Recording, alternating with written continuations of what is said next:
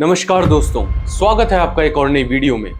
और आज की इस वीडियो में हम एक ऐसे टॉपिक के बारे में डिस्कस करने वाले हैं जिसके बारे में आपने काफी सारी वीडियोस देखी होंगी, या तो यूट्यूब पर और या अदर सोशल मीडिया प्लेटफॉर्म्स पर। जी हाँ दोस्तों, आज हम बात करने वाले हैं इंडियन प्रीमियर लीग के बारे में। Indian Premier League becomes a powerhouse, shattering financial records and expanding its reach. In India, the 2025 season of the Indian Premier League is powering a sharp upswing in domestic tourism. आज की इस video में हम ऐसी चीज के बारे में डिस्कस करेंगे जिसके बारे में शायद ही आपने कहीं सुना होगा। जी हाँ दोस्तों, आज हम डिस्कस करेंगे कि आईपीएल अपनी कमाई का कितना प्रतिशत हिस्सा गवर्नमेंट के टैक्स में देता है, या वो टैक्स देता भी है या नहीं।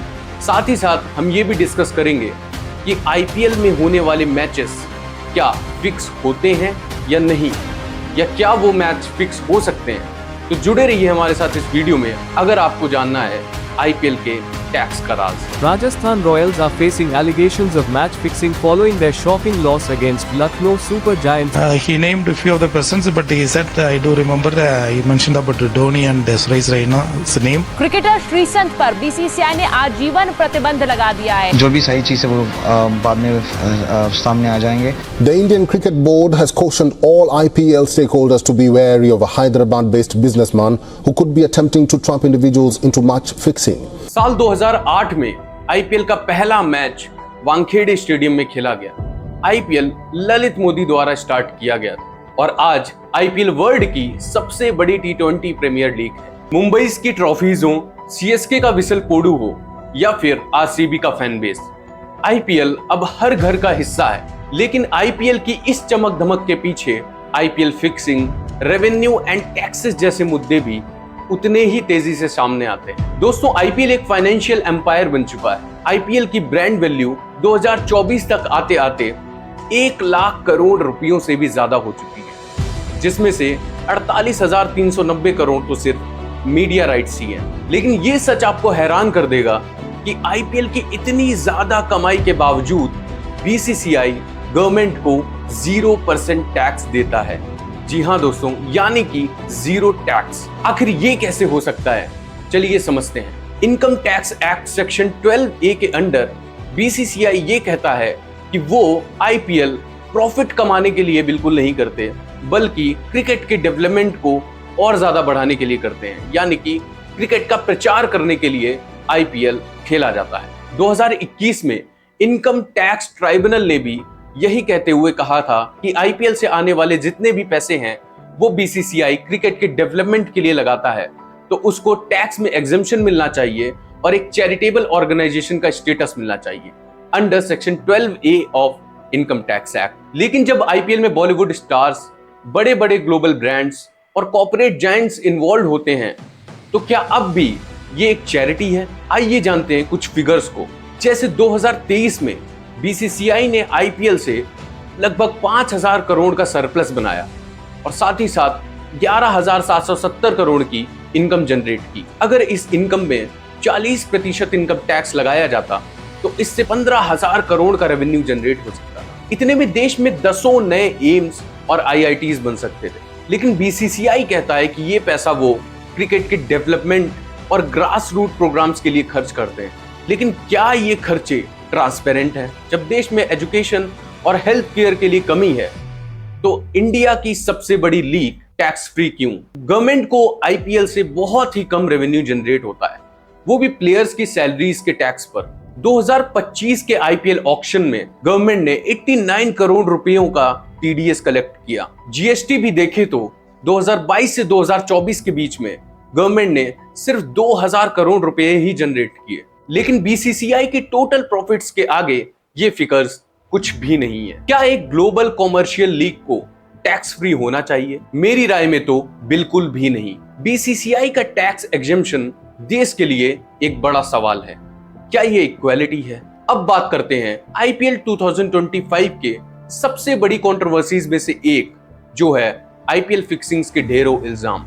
अपने सोशल मीडिया प्लेटफॉर्म्स पे जैसे यूट्यूब, इंस्टाग्राम्स पे हर मैच के बाद ढेरों रील्स और शॉर्ट्स देखे होंगे जो ये क्लेम करते हैं कि आईपीएल एक फिक्स मैच है। साथ ही साथ उन रील्स, शॉर्ट्स में काफी सारे इंसिडेंट्स को ऐसे दर्शाया जाता है कि वो एक फिक्स मैच का हिस्सा है। तो आइए डिस्कस करते हैं कुछ रियल इंसिडेंट्स को जिन्होंने फिक्सिंग रूमर्स को आग दी। आईपीएल 2025 का पहला इंसिडेंट है match number 41, Sunrisers Hyderabad versus Mumbai Indians. Deepak Chahar bowling कर रहे थे और ईशान किशन बैटिंग में थे। बॉल आउटसाइड लेग स्टंप से पास होकर जाती है। ईशान किशन बिना अंपायर के आउट दिए गए और बिना सामने वाली टीम के अपील किए हुए पवेलियन को लौट जाते हैं। बाद में अल्ट्रा एज से ये पता चलता है बॉल बल्ले से लगभग 2 इंच दूर थी।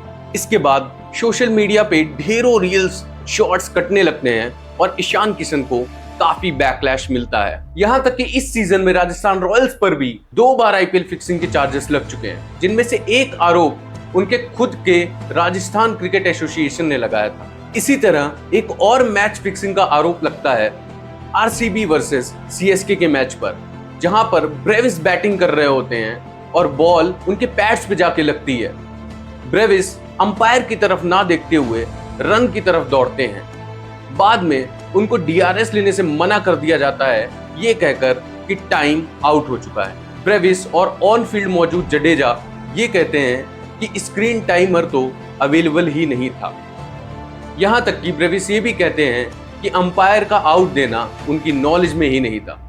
तो यहां पर क्या अंपायर की गलती थी या एक मैच फिक्सिंग? इसके बाद इस इंसिडेंट की काफी सारी रील्स कटने लगती हैं। ये मैच एक ऐसे मैच से कंपेयर किया जाता है जहां पे रोहित शर्मा को टाइम आउट होने के बावजूद भी डीआरएस लेने दिया गया था। इन सभी इंसिडेंट्स के बीच हम आईपीएल की हिस्ट्री में सबसे बड़े स्पॉट फिक्सिंग के इंसिडेंट को कैसे भूल सकते हैं, जिसमें राजस्थान के श्रीसंत और चेन्नई के गुरुनाथ पकड़े गए थे। इन्होंने स्पेसिफिक ओवर्स और रन्स पे फिक्सिंग की थी, जिसके बाद आईपीएल की क्रेडिबिलिटी पर एक बड़ा सवाल उठ गया था। इस इंसिडेंट के बाद बीसीसीआई ने दोनों टीम्स को 2 साल के लिए सस्पेंड कर दिया और साथ ही साथ काफी सारे कड़े कदम उठाए, जिनमें से एक एसीयू बनाना था, जिसका मतलब है एंटी करप्शन यूनिट।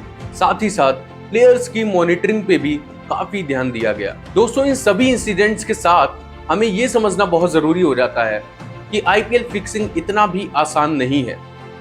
एक लाइफ टाइम बैन के साथ साथ जेल भी हो सकती है। साथ ही साथ बीसीसीआई का एंटी करप्शन यूनिट सारे प्लेयर्स की मॉनिटरिंग करता है। उनके फोन्स, बैंक अकाउंट्स और सोशल मीडिया भी टाइमली चेक किए जाते हैं। तो दोस्तों, अगर मेरी राय माने तो ईशान किशन का वॉक ऑफ शायद स्पोर्ट्समैन टी या कंफ्यूजन था। आरआर की हार आवेश खान की शानदार बॉलिंग का नतीजा हो सकती है। हमें यह समझना होगा कि क्रिकेट एक ह्यूमन लेड गेम है, जिसमें गलतियां होना स्वाभाविक सी बात है। इन गलतियों को फिक्सिंग का नाम दे देना गलत होगा। सोशल मीडिया पे मौजूद ढेरों रील्स फिक्सिंग के इल्जाम लगाती हैं, लेकिन मेरी राय माने तो फिक्सिंग इतनी आसान नहीं। 2025 में बीसीसीआई ने हैदराबाद के एक बिजनेसमैन को वार्निंग भी दी थी, जो कि प्लेयर्स को फिक्सिंग के रिगार्डिंग अप्रोच कर रहा था, जो कि ये दिखाता है कि बीसीसीआई इन मामलों में काफी ज्यादा एक्टिव है।